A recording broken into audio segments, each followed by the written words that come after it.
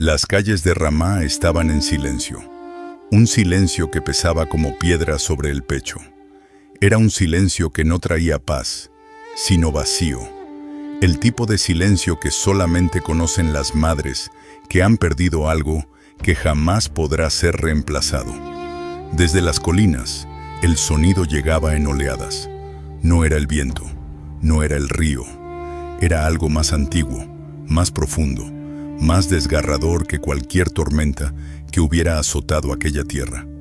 Era el llanto de una madre, un llanto que no pedía consuelo, porque sabía que ningún consuelo podía alcanzar la profundidad de esa herida. Las antorchas de las casas cercanas se apagaban una a una, como si la oscuridad misma quisiera acompañar ese dolor. Nadie se atrevía a acercarse. Los hombres giraban el rostro. Las mujeres cubrían a sus hijos con los mantos y apretaban los pasos hacia adentro. A los niños que aún no entendían lo que había pasado, miraban con ojos grandes y asustados hacia el lugar de donde provenía ese sonido. Era el llanto de Raquel, el llanto de todas las madres de Israel, el llanto que no puede ser silenciado porque nace de un amor más fuerte que la muerte misma, de un vínculo que ningún decreto de ningún rey puede borrar del corazón de una mujer. Y ese llanto, en aquella noche sin luna sobre Ramá, subía directo al cielo. Subía sin palabras, subía sin liturgia, subía como lo más puro que existe, una madre que llora a sus hijos. La historia de Raquel no comienza en el llanto, comienza mucho antes, en una tierra donde el agua era vida y el amor era promesa. En los tiempos en que los patriarcas caminaban bajo el mismo cielo que nosotros. Cuando Dios todavía se paseaba entre los sueños de los hombres y hablaba al corazón de los elegidos. Raquel era hija de Labán, sobrina de Rebeca, prima de Jacob. Era joven, era hermosa, pero su belleza no era solamente exterior. Había en ella algo más valioso que la forma de su rostro. Una lealtad que no conocía límites, una ternura capaz de sostener a otros en sus momentos más oscuros. Era la clase de mujer de la que se dice que el mundo no merecía. Jacob la vio por primera vez junto al pozo. Ella llegaba con su rebaño, y él, exhausto de días de camino, olvidó su cansancio de golpe. Vio en ella no solo una mujer hermosa, sino a su destino. Movió la piedra del pozo con una fuerza que no sabía que tenía, como si el amor le hubiera dado alas en los brazos. Le dio de beber a sus ovejas, y después, sin poder contenerse, la besó. Lloró, porque algunos amores entran al corazón como una flecha, rápido, certero y para siempre. Jacob supo desde ese momento que trabajaría por ella. 7 años, 14 años, lo que fuera necesario. Ese era el peso de lo que sentía. Pero el amor de Raquel fue probado desde el principio. Labán engañó a Jacob en la noche de bodas, sustituyendo a Raquel por Lea. Y Raquel tuvo que soportar esa traición con dignidad. No se rebeló, no llenó la noche con gritos de injusticia. Esperó, porque las personas que aman de verdad saben esperar aunque el corazón les duela. Y el amor de Jacob por ella no disminuyó con el engaño. Si acaso, la espera la hizo más preciosa, más real, más eterna. 7 años más trabajó Jacob por Raquel, y ella los esperó como se espera el alba, con certeza y con silencio. Lo que nadie veía desde fuera era la herida que Raquel cargaba por dentro. Lea tenía hijos, uno tras otro: Rubén, Simeón, Leví, Judá. Cada nacimiento era una alegría para la familia, pero para Raquel era como una espina nueva en el costado. No porque odiara a sus hijos, no porque no quisiera bien a Lea, sino porque su vientre estaba cerrado. Y en aquella cultura, en aquel tiempo, no tener hijos era como no existir. Era llevar encima una sombra invisible que seguía a la mujer a todos lados, que susurraba en cada mirada ajena, que pesaba en cada silencio compartido. Raquel conocía esa sombra mejor que nadie.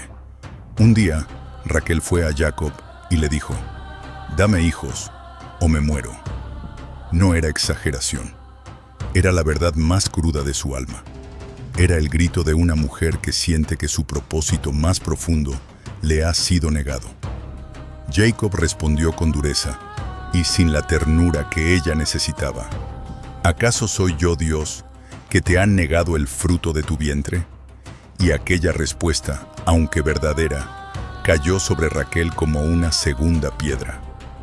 A veces las palabras correctas, dichas en el momento equivocado, hacen tanto daño como las palabras erradas. Raquel aprendió eso aquella tarde. El dolor de Raquel es el dolor que muchas personas conocen. El dolor de desear profundamente algo bueno, algo legítimo, algo que parece tan cerca y sin embargo tan imposible de alcanzar. No era capricho, era vocación, era identidad, era el sentido que ella buscaba en medio de una vida que desde fuera parecía tenerlo todo. Pero el dolor legítimo no se mide por las apariencias externas. El dolor es dolor, aunque nadie más lo vea. Y Dios vio el de Raquel. Dios siempre ve lo que los demás no ven. El llanto de Raquel es más que la historia de una mujer del Antiguo Testamento. Es el llanto de todo ser humano que alguna vez ha sentido que sus oraciones rebotan en el techo, que el cielo está cerrado, que Dios olvidó su nombre. Es la voz de los que esperan sin respuesta visible, de los que confían aunque la lógica diga que no hay motivo para confiar. Es la voz de toda madre que ha cubierto con su cuerpo el dolor de sus hijos.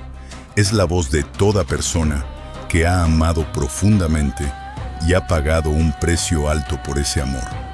Ese llanto no es debilidad. Ese llanto es una de las formas más poderosas de fe que existen. Cuando lloramos lo que realmente amamos, estamos declarando que creemos en algo más que lo visible. Estamos diciendo que ese amor importa, que esa vida importa, que ese sueño importa. El llanto de Raquel llegó al cielo no a pesar de su dolor, sino a través de él. Y Dios, que escucha todo, escuchó primero ese llanto, antes que cualquier oración articulada, antes que cualquier ritual cumplido. El corazón roto de Raquel fue su más poderosa ofrenda.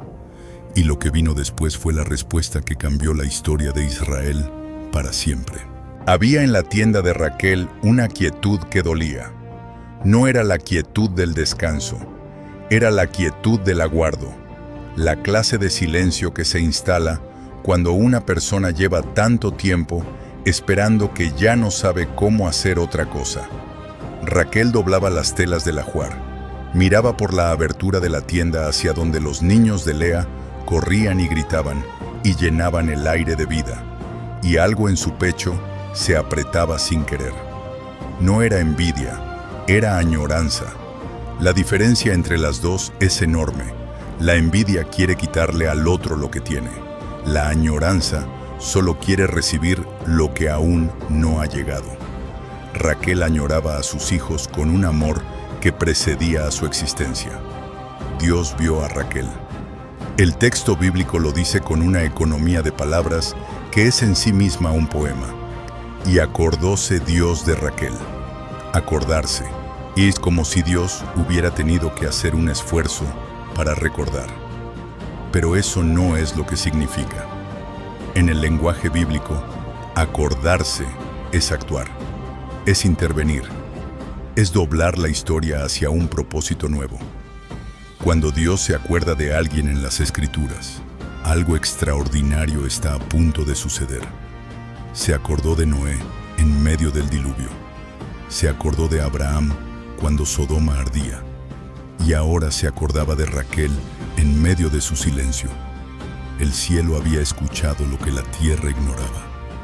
El embarazo de Raquel fue el momento en que la naturaleza se rindió ante el propósito divino. Su vientre, que había sido cerrado como una puerta sin llave, se abrió. Y en ese vientre creció la vida con la fuerza que tienen todas las cosas que Dios decide personalmente. No fue un hijo cualquiera, fue José, el soñador. El que vendría a salvar a su pueblo de la hambruna, el que llevaría en su historia la anticipación de otro Salvador mayor que él. Pero Raquel no sabía nada de eso todavía. Solo sabía que tenía náuseas por la mañana y que esas náuseas eran las más dulces que había sentido en su vida. José nació y Raquel dijo: «Añádame Jehová otro hijo». No era codicia, era profecía inconsciente.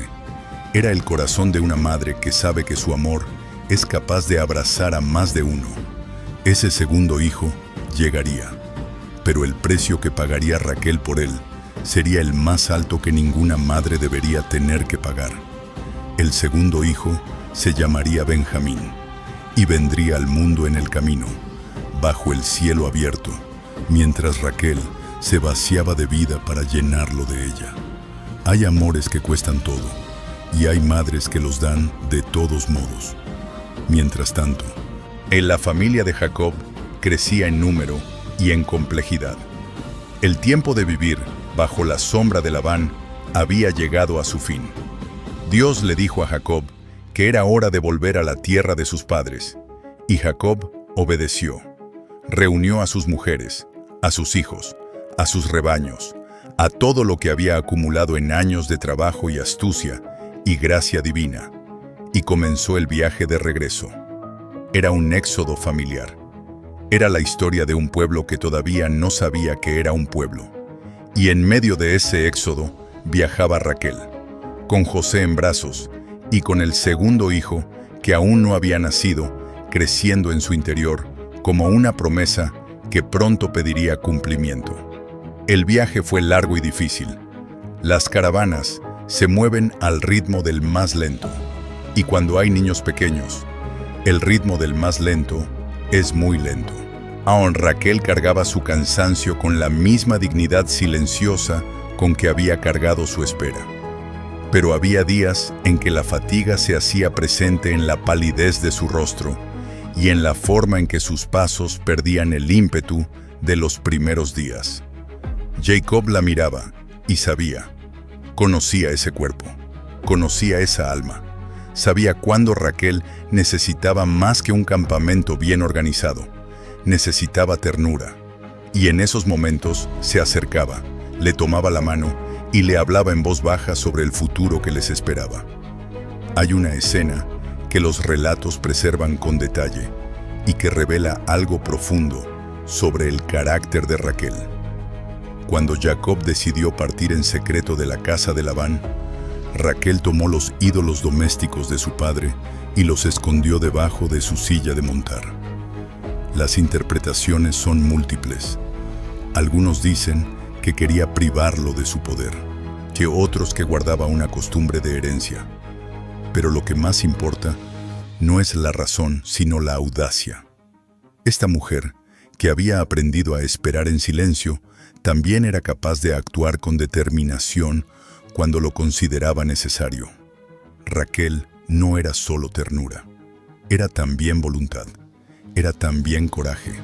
Labán los persiguió, los alcanzó, buscó sus ídolos por toda la caravana y no los encontró porque Raquel estaba sentada sobre ellos, y dijo con una calma que debería haberle costado más de lo que aparentaba: «No me puedo levantar porque me ha venido la costumbre de las mujeres». Y Labán se fue sin sus ídolos. Hay algo casi cómico en esa escena si no fuera tan profundamente humano. Una mujer embarazada, cansada de un viaje interminable, sentada sobre los ídolos de su padre, manteniendo la calma con una sangre fría admirable. Raquel era mucho más que la mujer hermosa que Jacob vio junto al pozo.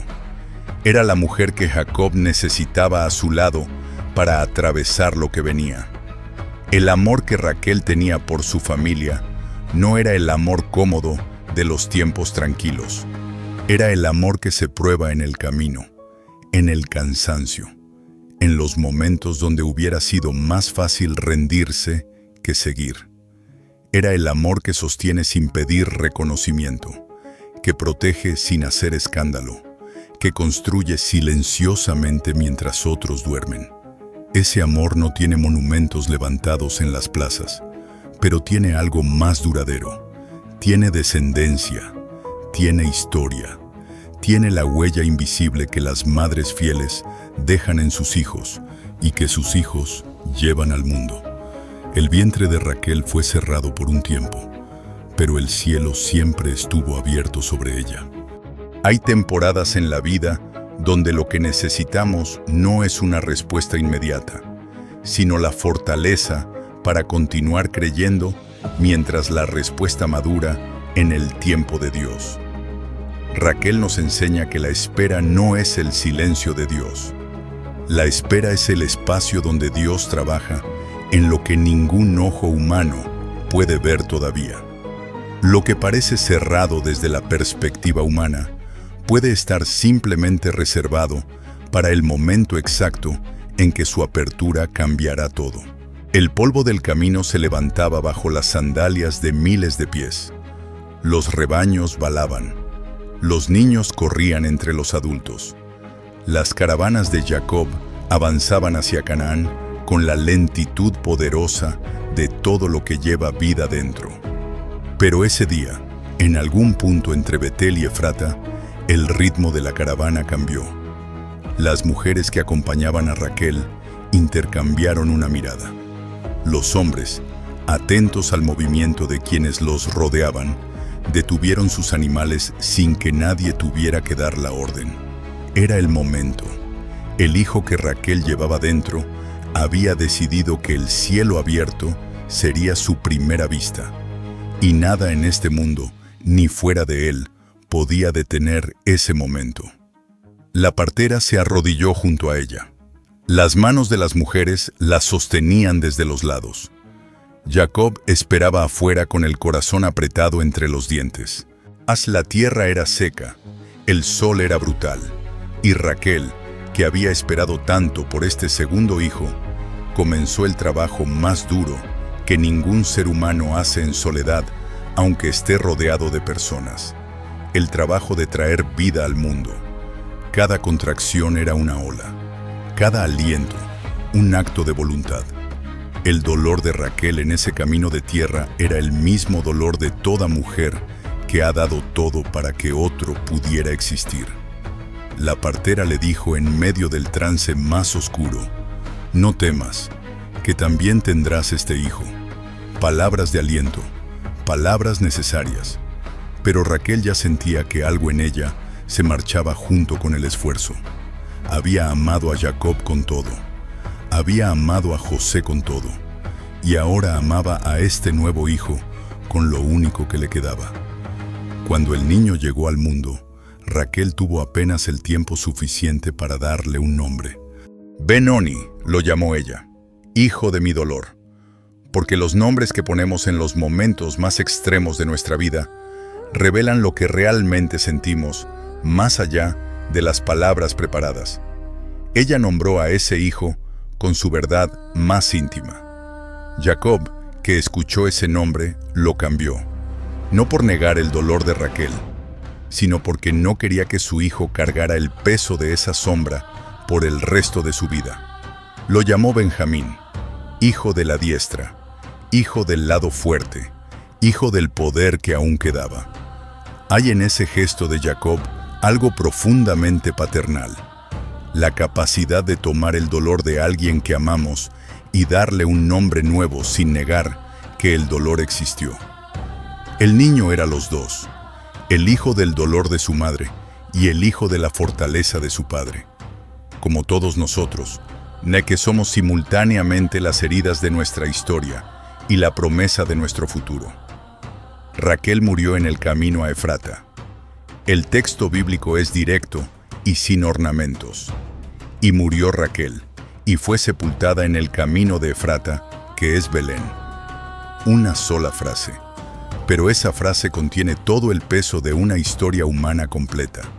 Murió en el camino, no en su cama, no rodeada de todas las comodidades que su posición podía darle. Murió en el polvo del camino, con el cielo sobre ella y la tierra bajo ella, con el llanto de un recién nacido mezclado con el silencio que se instalaba en su pecho. Hay algo en esa imagen que es simultáneamente devastador y hermoso. Raquel murió dando, no recibiendo, dando. Jacob lloró. No hay registro de que Jacob haya llorado de esa manera por otra persona en toda su vida. Este hombre que había engañado, y que había sido engañado, que había luchado con ángeles, que había sobrevivido sequías y traiciones y años de trabajo ingrato, se quebró junto a la tumba de Raquel de una manera que ninguna otra pérdida había logrado quebrarle. Porque hay amores que son la columna vertebral de toda una vida. Cuando ese amor se va, la persona que queda no es la misma. Sigue en pie, pero con algo faltando que nunca se llena del todo con nada más. Jacob puso una columna sobre la tumba de Raquel. Una piedra, un marcador, un signo para que nadie que pasara por ese camino olvidara que allí yacía alguien que había amado sin reservas. Esa columna se convirtió en un símbolo, en una señal en el camino entre dos lugares que recuerda que el amor verdadero no desaparece con la muerte. Queda grabado en la piedra, en la memoria, en los hijos que siguen el camino que ella abrió. La tumba de Raquel junto al camino de Belén sería recordada por profetas, por poetas, por todas las generaciones que vendrían después. Cientos de años más tarde, cuando Jeremías buscó una imagen para describir el dolor de Israel ante la deportación, pensó en Raquel, no en Abraham, no en Moisés, en Raquel. Voz fue oída en Ramá, llanto y lloro amargo. Raquel que llora a sus hijos y no quiso ser consolada acerca de sus hijos, porque perecieron. El profeta convocó la imagen de esta madre como la más poderosa para representar el dolor colectivo de un pueblo. No es casualidad, es reconocimiento. La humanidad reconoce instintivamente que el llanto de una madre por sus hijos es la forma más pura de amor que puede expresarse en palabras. El lugar donde murió Raquel, el camino cerca de Belén, sería el mismo lugar desde donde siglos después otros infantes serían arrancados de los brazos de sus madres por la orden de Herodes. Y Mateo, al escribir el Evangelio, citó a Jeremías citando a Raquel. El llanto de esa madre en el camino resonó a través de los siglos hasta alcanzar la matanza de los inocentes. Es como si su historia fuera un hilo que atraviesa toda la Biblia de un extremo al otro, conectando el dolor con la esperanza, la pérdida con la redención. Raquel no murió en el camino. Raquel se convirtió en el camino. El amor que se entrega hasta la última gota no es una derrota. Es la forma más alta de victoria que existe en este mundo. Raquel no pudo ver a Benjamín crecer. No pudo ver a José convertirse en el salvador de su pueblo. No pudo ver la nación entera que nacería de sus hijos y de los hijos de Lea. Pero sus lágrimas regaron esa tierra.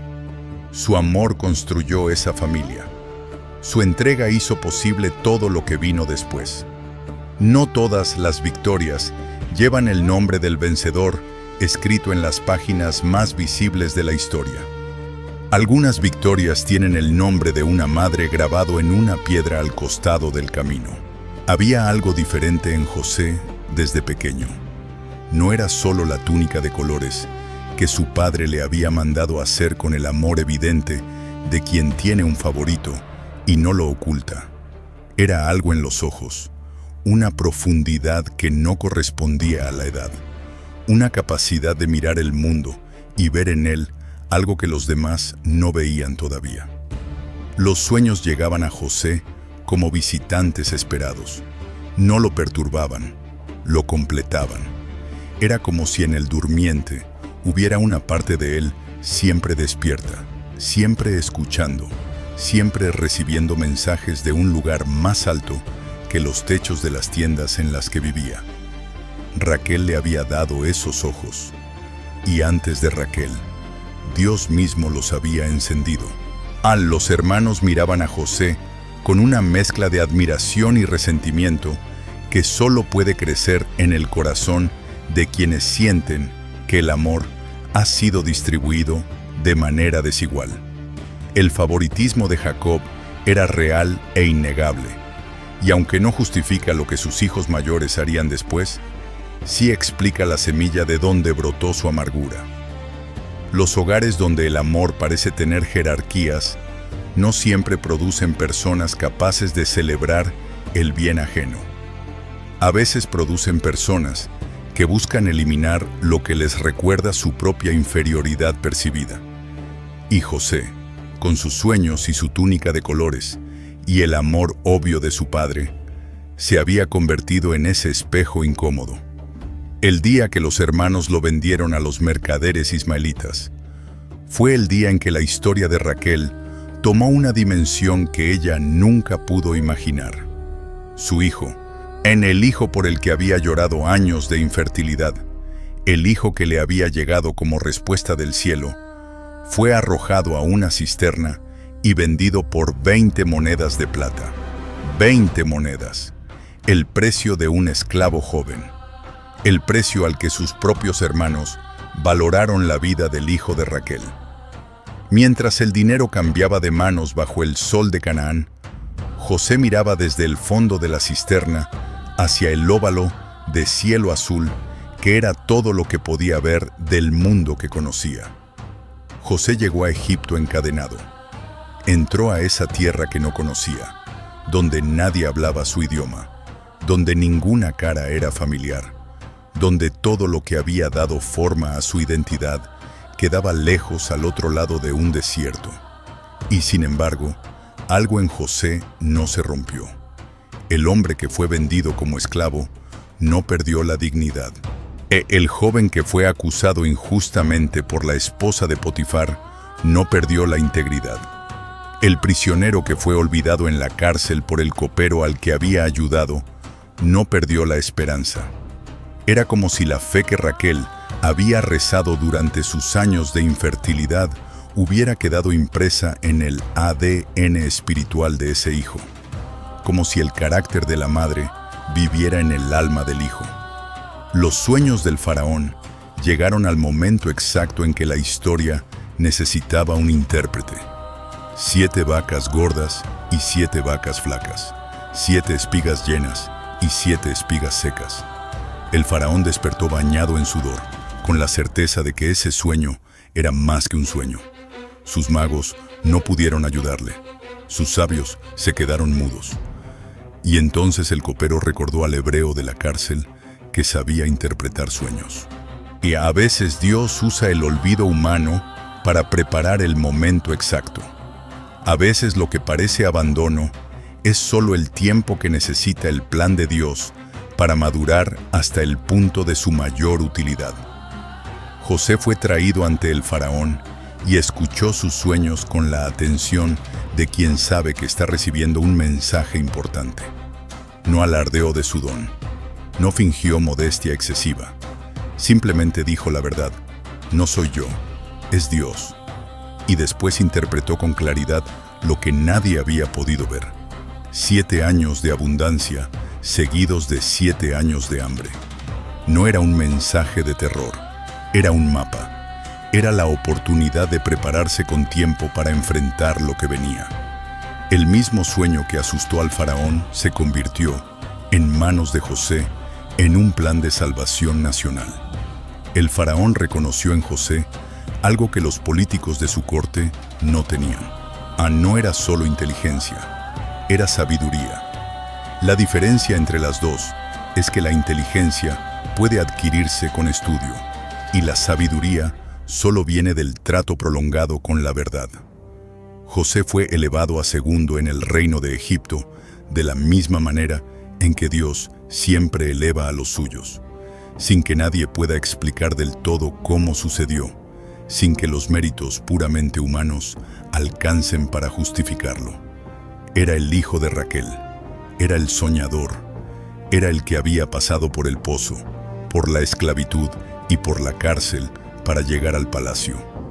Cada paso de su descenso había sido en realidad un escalón de su ascenso. Cuando los hermanos llegaron a Egipto buscando grano durante el hambre, no reconocieron a José, pero José los reconoció a ellos. Y en ese momento, antes de rebelarse, José lloró, no de rabia, no de deseos de venganza. Lloró porque vio el cumplimiento de todo lo que había esperado y sufrido. Lloró porque en el corazón de un hijo de Raquel, el amor era más fuerte que el resentimiento. Lloró porque comprendió, en ese instante de reconocimiento, que todo lo que sus hermanos habían hecho para destruirlo, Dios lo había usado para salvarlos. El mal no tuvo la última palabra, el amor sí. Ustedes me vendieron aquí, pero no fueron ustedes, sino Dios quien me envió delante de ustedes. Esta frase de José es quizás la declaración de fe más poderosa de todo el libro del Génesis. No es negación del dolor, no es minimización del daño que le hicieron, es la perspectiva más alta, la de alguien que ha visto su historia desde el final y puede ver el hilo de propósito que atravesaba cada uno de sus sufrimientos. Raquel lloró para tener ese hijo. Ese hijo llorará para perdonar a los que lo traicionaron. Y ese perdón salvará a una familia entera. Y esa familia se convertirá en una nación. Y esa nación llevará al mundo la luz que el mundo necesitaba. La luz de Raquel no murió en el camino a Efrata. Viajó a Egipto en los ojos de su hijo. Sobrevivió a la cisterna y a las cadenas y a la injusticia y al olvido. Y cuando el momento llegó, esa luz iluminó a una nación entera y salvó a pueblos que ni siquiera sabían el nombre de la mujer que había llorado para que esa luz pudiera existir. El mayor legado de Raquel no fue el llanto, fue lo que ese llanto produjo. Los hijos que amó tanto, que los entregó al mundo antes de verlos llegar a su plenitud. Benjamín creció sin madre. Eso es lo primero que hay que decir sobre él para entender todo lo demás. Creció con la historia de su madre como un horizonte lejano que todos veían, pero nadie podía alcanzar. Jacob le contaba cómo Raquel lo había llamado hijo de su dolor. Jacob le mostraba el lugar en el camino donde la piedra marcaba su sepultura. Benjamín aprendió a amar a alguien a quien nunca pudo tocar. Y hay una clase de amor así, el amor por alguien que se fue antes de que pudiéramos conocerlo, que tiene una profundidad distinta a todos los demás amores. Es un amor que vive completamente en la imaginación y en la fe. Es de alguna manera el amor más puro que existe. Jacob transfirió a Benjamín todo el amor que había tenido por Raquel. Era inevitable, era humano, era también un peso que a veces aplasta a los hijos más que los abandona. Ser amado con el amor que alguien siente por otra persona es a la vez un privilegio y una soledad particular. Benjamín sabía que era el hijo de su madre. También sabía que era el reemplazo de su madre en el corazón de su padre. Y supo cargar esas dos verdades con la misma dignidad silenciosa que, según todos los que lo conocían, había caracterizado a Raquel. Hay herencias que no se transmiten con palabras, se transmiten con el alma. Cuando José pidió que trajeran a Benjamín a Egipto como condición para liberar a los hermanos durante el hambre, Jacob se negó. Se negó con todas las fuerzas de un anciano que ya había perdido demasiado. Mi hijo no descenderá con vosotros, porque su hermano es muerto, y él solo ha quedado. Esa frase revela todo. José era el hijo de Raquel que había perdido, y Benjamín era el último trozo de Raquel que le quedaba. Soltar a Benjamín era soltar lo último de la mujer que había amado toda su vida. Era una petición imposible, y sin embargo, el hambre no deja opción. La necesidad tiene una manera de obligarnos a soltar lo que más amamos. Judá se ofreció como garantía. Dijo algo extraordinario: yo lo pondré en tus manos. Si no te lo volviere, yo seré culpado para siempre. Y Jacob cedió, no porque ya no temiera perder a Benjamín, sino porque confió en la palabra de su hijo. A veces la fe no es la ausencia de miedo. A veces la fe es la decisión de avanzar, aunque el miedo esté completamente presente, porque lo que está en juego es más grande que el miedo mismo. Y Jacob soltó a Benjamín no porque se sentía tranquilo. Lo soltó porque el hambre de sus hijos era más grande que su propio miedo a perder. Ese es el amor de un padre que todavía tiene algo que dar. En Egipto, cuando José vio a Benjamín, el texto dice que José se apresuró porque su corazón se conmovió a causa de su hermano y buscó dónde llorar. Entró en su cámara y lloró allí. El reencuentro de los dos hijos de Raquel es uno de los momentos más emocionalmente densos de toda la narrativa bíblica. Dos hermanos que compartían el mismo origen, la misma madre perdida, el mismo peso de haber sido amados con un amor tan intenso que a veces quemaba. Y entre los dos, la memoria de Raquel como un puente invisible que cruzaba el espacio y el tiempo y la distancia. José diseñó una prueba para sus hermanos que involucraba a Benjamín directamente. Le puso una copa de plata en el saco de Benjamín para ver si sus hermanos lo abandonarían o lo defenderían. Era una repetición del escenario que había destruido su propia vida décadas atrás. Volverían a vender a un hijo de Raquel cuando las circunstancias hicieran conveniente deshacerse de él. ¿O algo había cambiado en el corazón de esos hombres durante todos esos años de culpa silenciosa? La respuesta que José necesitaba escuchar no era para vengarse, era para saber si podía confiar en ellos. Era para saber si el arrepentimiento era real. Judá habló, y lo que dijo en ese momento es uno de los discursos más hermosos y más humanamente honestos de toda la Biblia. Explicó quién era Benjamín para su padre. Explicó el peso que Jacob llevaba. Explicó que si volvían sin Benjamín, Jacob moriría de pena. Y luego ofreció lo más valioso que tenía. Yo a ti, yo seré tu siervo en lugar del joven. Judá se ofreció a quedarse como esclavo en lugar de Benjamín. El mismo Judá que décadas atrás había propuesto vender a José. El mismo hombre, transformado, redimido, capaz ahora de ofrecer lo que antes había arrebatado. El arrepentimiento real siempre termina en esta imagen, la mano extendida hacia lo que antes rechazamos. José ya no pudo contenerse. La escena que siguió no tiene equivalente en toda la narrativa del Antiguo Testamento. Mandó salir a todos los egipcios, y llorando tan alto que se escuchó en toda la casa del faraón, dijo: «Yo soy José, ¿vive aún mi padre?». 5 palabras que atravesaban 22 años de separación, de esclavitud, de cárcel, de ascenso, de distancia. 5 palabras que resumían toda una vida. Yo soy José. A la identidad que le habían intentado robar. El nombre que su madre le había dado. El hijo de Raquel que había sobrevivido todo para poder pronunciar esas palabras frente a los hombres que lo habían vendido. Los hermanos estaban petrificados. No podían hablar. Pero José no usó ese momento para infligir miedo. Lo usó para dar paz. No os entristezcáis ni os pese haberos vendido acá, porque para preservación de vida me envió Dios delante de vosotros. La nobleza de José en ese instante no era debilidad. Era la fortaleza de alguien que ha procesado su dolor hasta encontrar en él el propósito. Era la herencia de una madre que había amado tanto que su amor había formado en ese hijo un corazón capaz de perdonar lo imperdonable.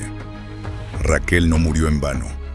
Vivía en la generosidad de su hijo mayor y en la lealtad de su hijo menor. A los hijos de Raquel se reunieron ese día en Egipto y sellaron algo que ningún faraón, ninguna hambruna, ninguna distancia había podido destruir. La familia.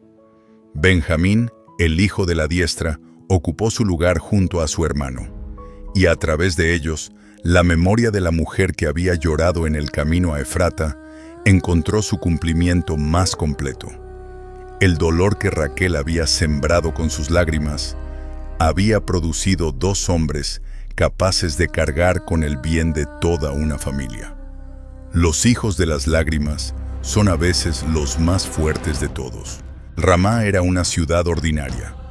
Había otras ciudades más grandes en Israel, otras ciudades con más historia, con más monumentos, con más razones para aparecer en los anales de los reyes.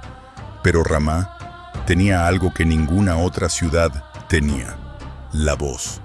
Una voz que algunos decían escuchar en las noches sin luna, cuando el viento soplaba desde las colinas en dirección al valle. Una voz que no era de ninguna mujer viva. Era más antigua que todas las mujeres vivas.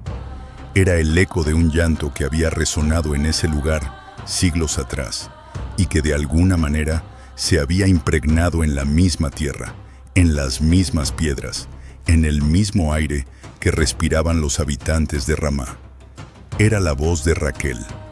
Cuando Jeremías profetizó la deportación de Israel a Babilonia, eligió para ello una imagen que ninguno de sus contemporáneos esperaba.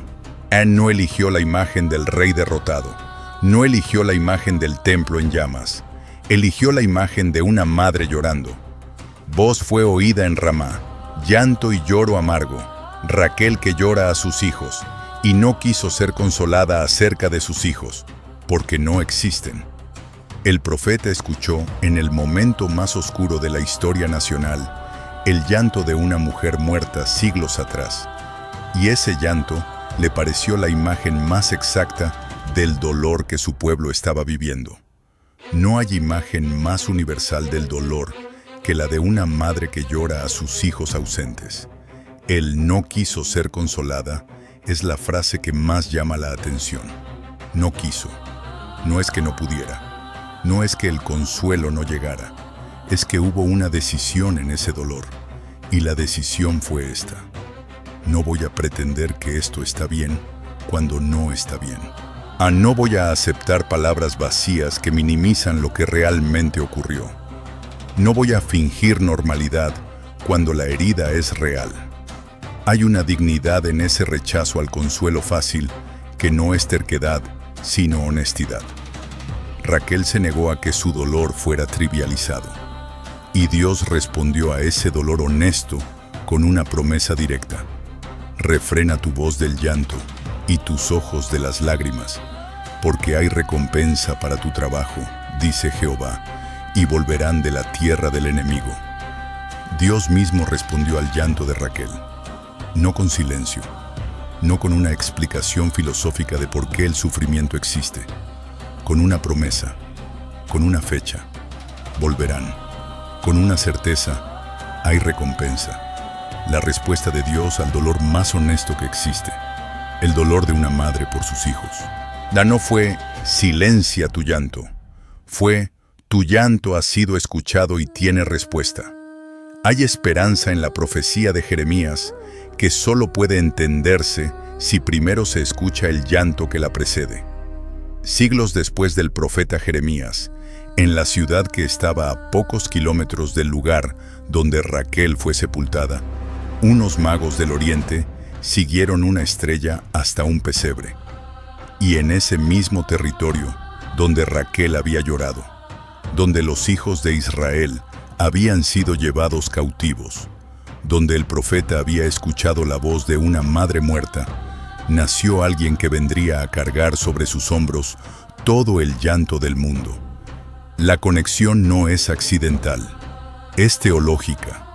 Es la lógica del amor divino que toma los lugares de mayor dolor y los convierte en los lugares de mayor redención. Herodes, al escuchar que había nacido un rey en Belén, ahí ordenó matar a todos los niños menores de 2 años en Belén y sus alrededores. Mateo, al escribir esto, escuchó el eco de Jeremías. Escribió: entonces se cumplió lo dicho por el profeta Jeremías. Voz fue oída en Ramá, grande lamentación, Lloro y gemido. Raquel que llora a sus hijos y no quería ser consolada, porque perecieron.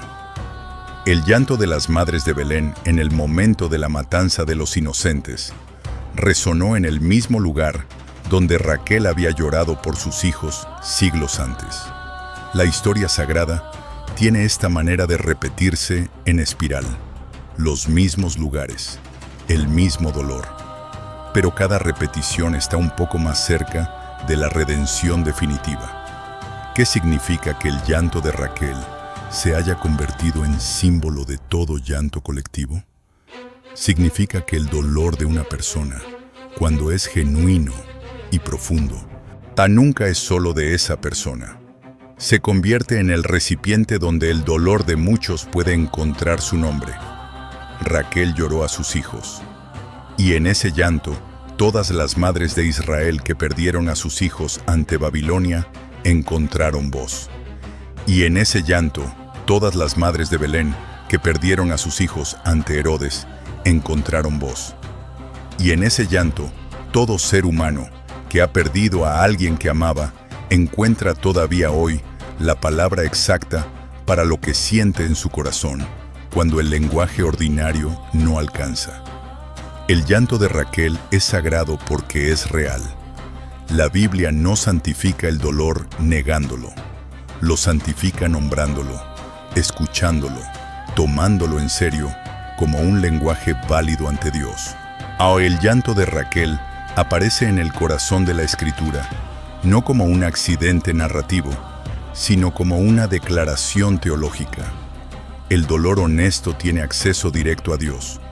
No necesita ser embellecido. No necesita ser justificado. No necesita esperar hasta que la persona que sufre haya encontrado la paz para ser recibido. Llega tal como es, con toda su crudeza, y es recibido tal como llega. Esa es la misericordia que Raquel revela. En los tiempos modernos, cuando las guerras ciegan a los jóvenes, cuando las enfermedades arrancan a los hijos de los brazos de sus padres, cuando los accidentes y las tragedias y las injusticias hacen lo que no deberían poder hacer, hay madres que lloran con el mismo llanto de Raquel. No son madres bíblicas, son madres reales, en ciudades reales, con nombres que no siempre llenan páginas de libros. Pero su llanto tiene el mismo peso, la misma honestidad, la misma dignidad. Y Dios, que escuchó a Raquel, escucha también a cada una de ellas. El Dios que respondió al llanto de Ramá no se ha jubilado. Sigue escuchando cada voz en cada rama del mundo. El legado de Raquel no es una enseñanza sobre cómo no llorar. Es una enseñanza sobre cómo llorar bien. Llorar sin fingir que no duele. Llorar sin pretender que la herida es menor de lo que es. Llorar con honestidad total ante Dios y ante el mundo. Y luego, cuando el llanto haya hecho su trabajo de limpiar lo que necesita ser limpiado, escuchar la respuesta que siempre llega a los que lloraron con verdad. Hay recompensa para tu trabajo. Volverán. Habrá mañana. El dolor no tiene la última palabra. El amor sí. Hay tumbas que son puntos de llegada. Hay tumbas que son puntos de partida. La tumba de Raquel, esa piedra solitaria al costado del camino entre Jerusalén y Belén, es de las segundas. No es un final. Es el lugar desde donde comienza el eco de una vida que el tiempo no pudo silenciar. Peregrinos han ido a ese lugar durante milenios. Judíos, cristianos, musulmanes, personas de todas las tradiciones que de alguna manera reconocen en ese lugar un punto de contacto entre el dolor humano y la compasión divina. El llanto de Raquel se convirtió en un lenguaje universal, y su tumba se convirtió en el lugar donde ese lenguaje se habla en voz alta. Jacob nunca se olvidó de Raquel.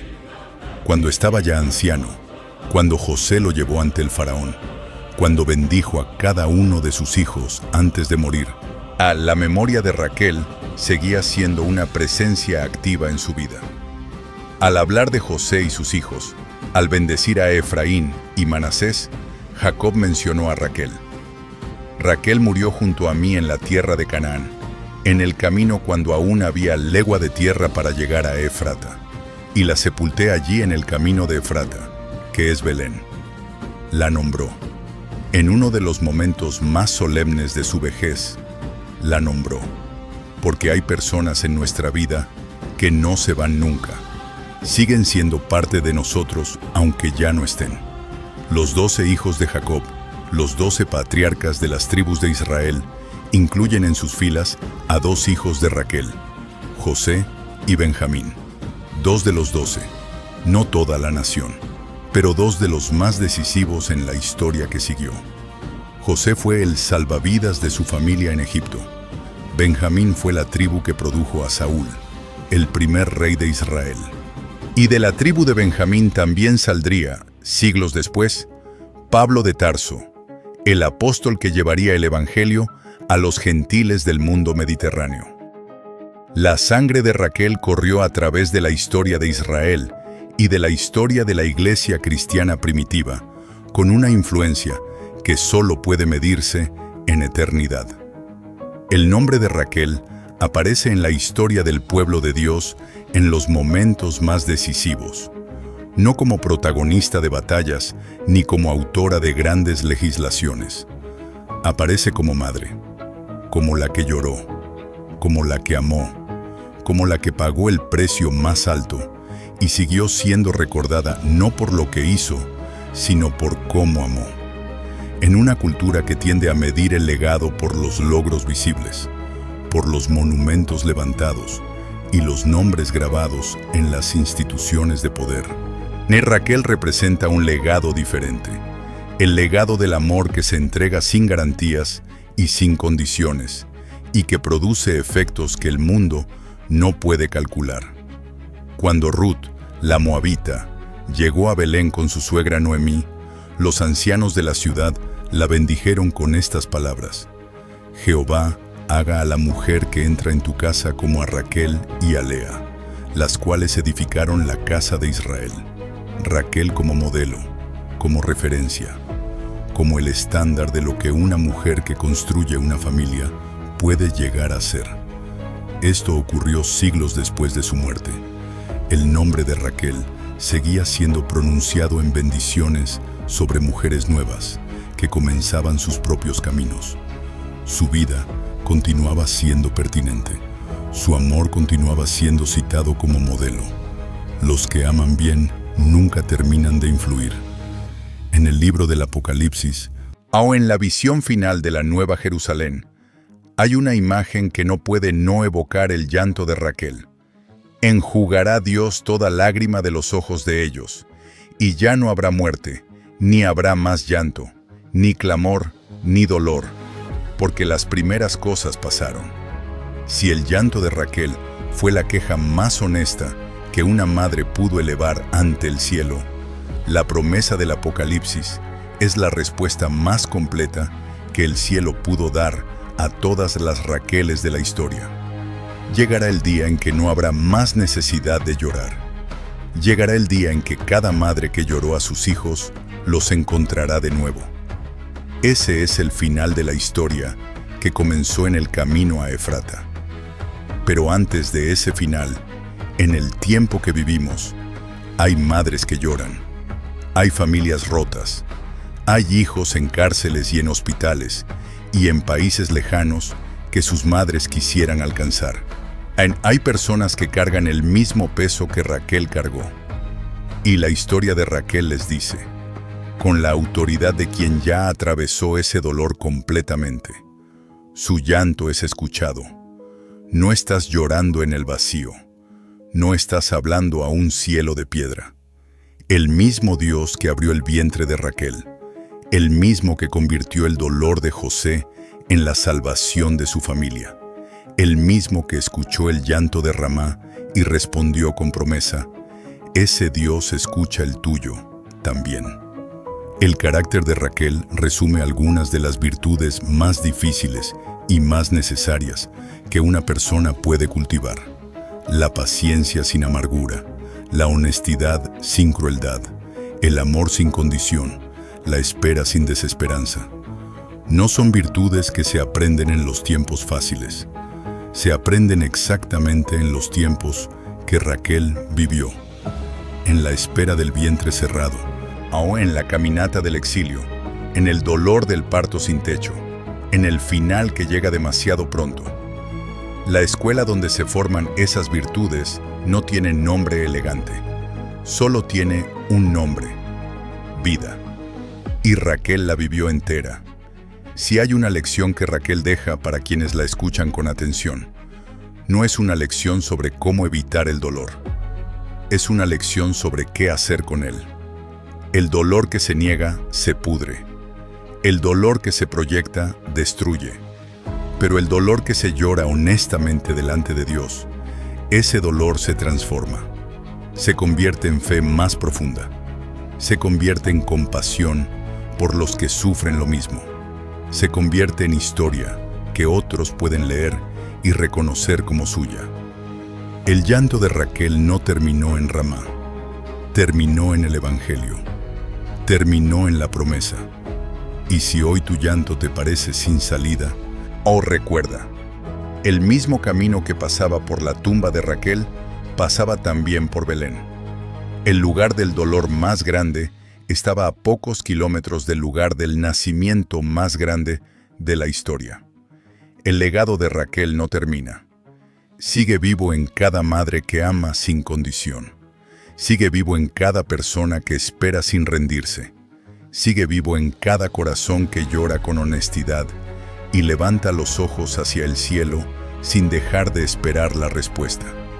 Si este relato llegó a tu vida en un momento de llanto, de espera o de pregunta sin respuesta, recibe hoy lo que Dios dijo en Jeremías y que sigue siendo válido. Hay recompensa para tu trabajo, hay esperanza en tu porvenir, y los hijos por los que lloraste volverán. Raquel lloró, y el cielo respondió: tu llanto también tiene respuesta.